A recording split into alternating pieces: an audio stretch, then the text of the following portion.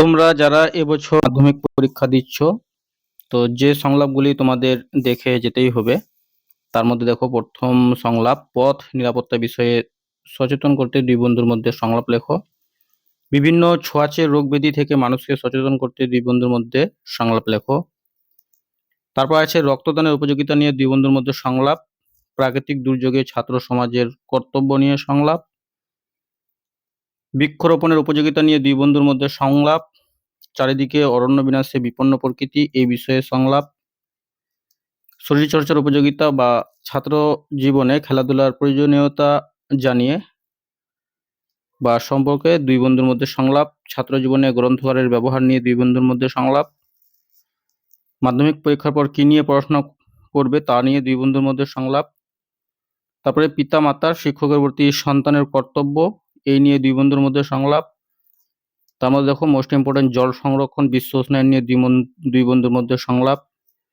বই পড়া অথবা ভ্রমণের গুরুত্ব নিয়ে দুই বন্ধুর মধ্যে সংলাপ।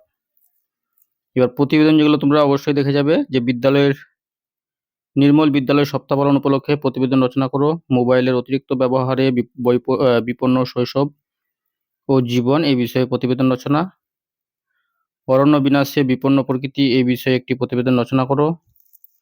কোনো অঞ্চলে স্বাস্থ্য কেন্দ্র অথবা গ্রন্থাগার উদ্বোধন নিয়ে একটি প্রতিবেদন রচনা করো। বন্যা, খরা, অতিবৃষ্টি, দুর্ভিক্ষ বিষয়ে প্রতিবেদন রচনা করো। তারপরে তোমাদের বিদ্যালয়ে আন্তর্জাতিক মাতৃভাষা দিবস পালন অথবা প্রজাতন্ত্র দিবস পালন বা বার্ষিক ক্রীড়া অনুষ্ঠান, বৃক্ষরোপণ অনুষ্ঠান, কবি প্রণাম অনুষ্ঠান বা সাংস্কৃতিক অনুষ্ঠানের বিষয়ে প্রতিবেদন রচনা করো। এই পাঠটা কিন্তু একটু ভালো করে দেখে যাবে। পলিথিনের